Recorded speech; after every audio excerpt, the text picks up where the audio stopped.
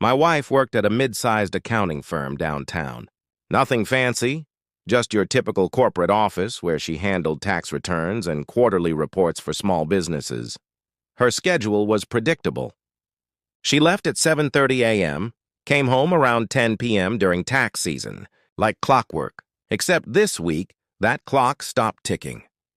Monday, she walked in at 11:45 p.m., blamed it on a difficult client who couldn't get their documents straight. Tuesday, midnight, same excuse, different client name. By Wednesday, I was staring at my phone, watching the time crawl past 11 p.m. empty house. No call, no text. I finally sent her a message. Hey, getting worried. You okay? Nothing.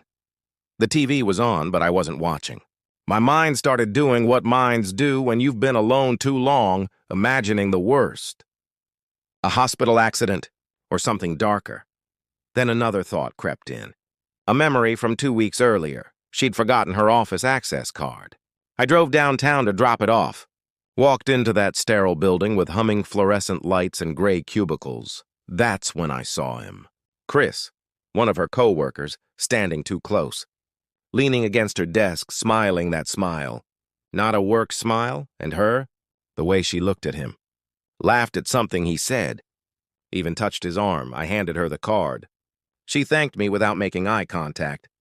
Chris walked away, and I walked out, burying that moment deep down. I told myself I was being paranoid. She's just friendly, I thought. People at work joke around. It's fine, but sitting there at 11 p.m. staring at my silent phone, that buried memory clawed its way back.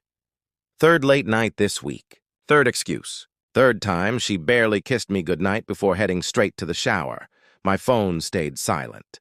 11:30, midnight, 1 a.m. I wasn't worried anymore. I was connecting dots. Chris. Her laugh. The late nights. The phone always face down. The new perfume. The sudden interest in going to the gym. Maybe I was wrong. But my gut, that instinct we all ignore, was screaming at me. AM. My phone lit up. Sorry about this. Something unexpected came up. I'll be home soon. Something unexpected. At 2 in the morning, my fingers moved before my brain caught up. I know the name of your unexpected. It's Chris. Hope you enjoyed. Send. I put my phone on Do Not Disturb, set it face down on the table, and waited. If I was wrong, we'd laugh about it tomorrow. If I was right, I'd finally have proof. The phone started vibrating over and over. Calls, texts. I ignored them all. Just sat in the dark, listening to the low hum of the refrigerator, calm but hollow because deep down I already knew. 25 minutes later, tires rolled into the driveway. 2 car doors, not one. She brought backup. I stood up, opened my voice recorder, hit record, and slipped my phone in my pocket.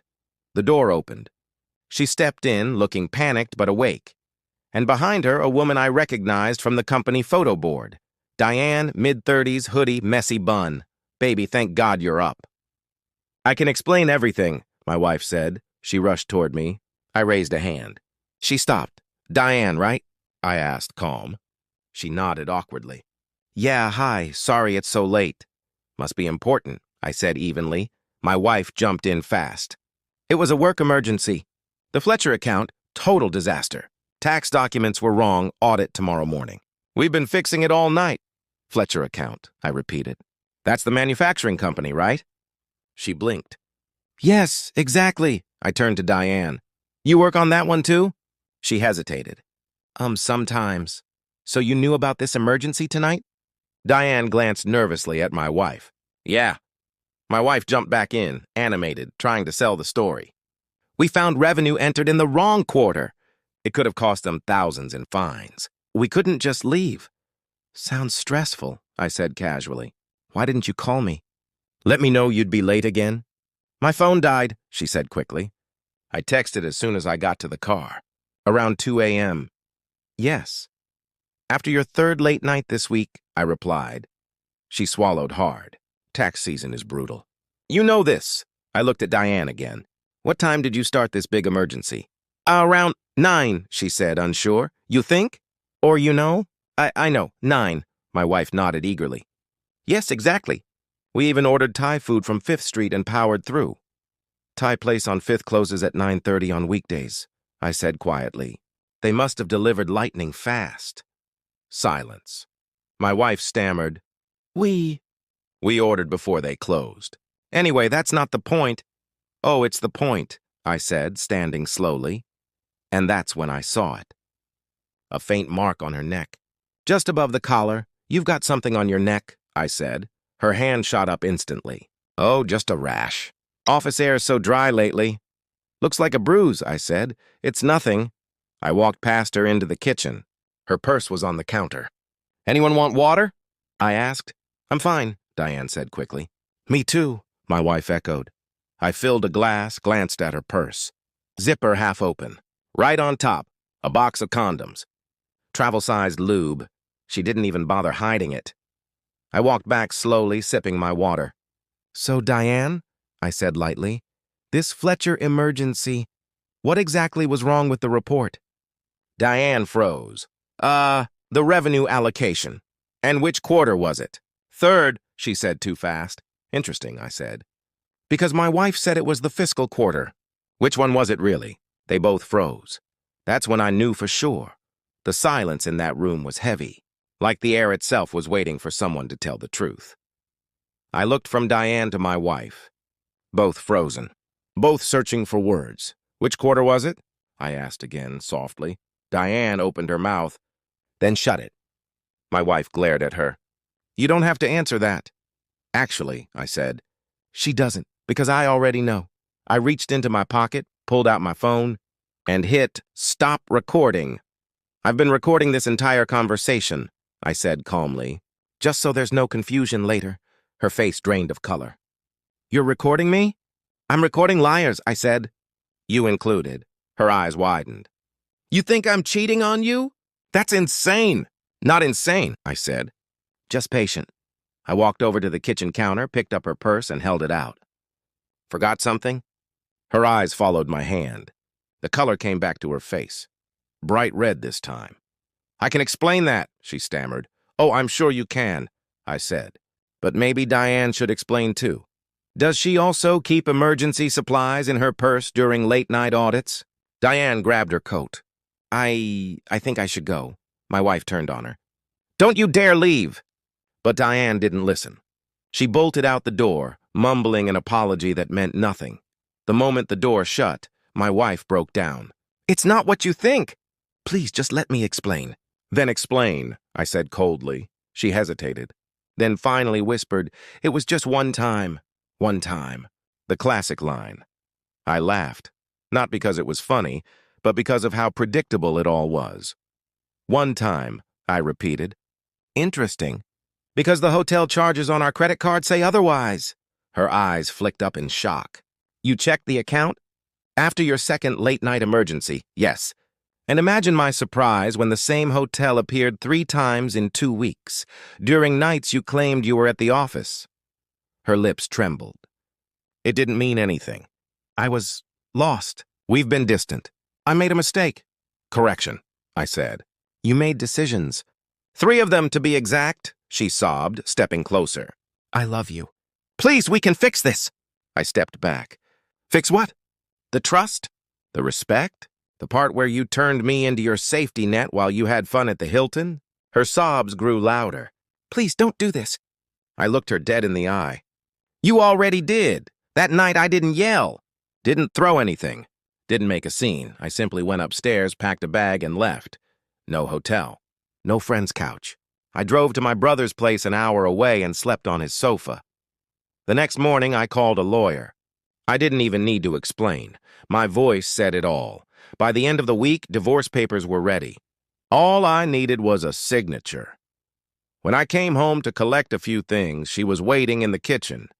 Puffy eyes, messy hair, the smell of regret hanging in the air.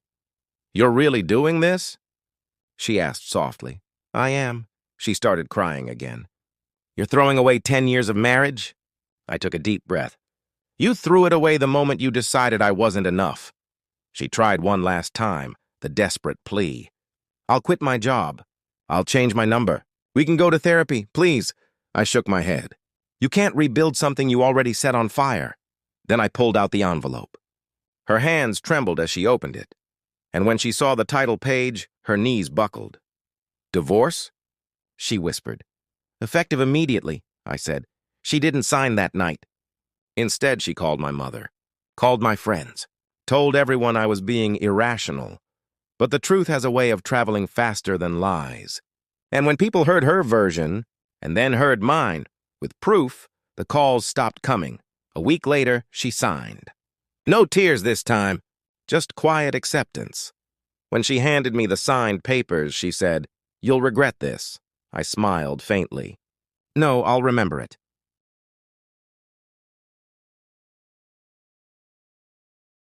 5 years. That's how long it's been since I walked out that door. 5 years of silence, peace, and rebuilding. 5 years of finding out who I was, without her shadow. The divorce hit her hard. She lost the house, half the savings, and, eventually, her job. Apparently, workplace romances don't stay secret for long. Chris? He got transferred. She got terminated. I didn't celebrate it, didn't gloat. I just moved on, started my own business. Something small at first, bookkeeping for local contractors. Ironically, the same kind of work she used to complain about. But I made it grow, client by client, dollar by dollar. And as my business thrived, so did I. New apartment, new car, new peace of mind. Then one afternoon, I got a message from an unknown number. "Hey, it's me." I stared at the screen for a long time before replying. "What do you need?" She said. "I just wanted to talk, please." Curiosity won. We met at a small coffee shop downtown, the same street where her old office used to be. She looked older, tired. The spark she once had, gone. "Thanks for meeting me," she said quietly. I nodded. "What's this about?" She hesitated. "I wanted to apologize." I raised an eyebrow. "After 5 years?" Tears welled up in her eyes. "You didn't deserve what I did. I know that now. I lost everything because I didn't appreciate what I had." I stayed silent. She went on. "Chris left me a year after you did. Said he couldn't handle the guilt. I thought I could rebuild, but turns out karma keeps score." I sipped my coffee. "It does." She looked down. "Are you happy?" "I am," I said simply. She smiled sadly. "Good. You always deserved better than me." There was a long pause, the kind where you can hear everything, the clink of cups, the hum of conversation, the faint music in the background. Then I stood. "I forgive you," I said softly. "But forgiveness isn't the same as forgetting." Her eyes met mine, and in that moment she finally understood. The quiet kind of closure that doesn't need revenge because peace is the revenge. As I walked away, she whispered, "I hope you find someone who never makes you question your worth."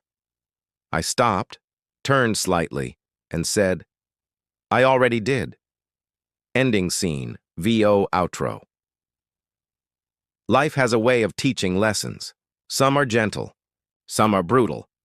But one truth remains. When someone plays games thinking they're 3 moves ahead, they forget. The real players never show all their pieces.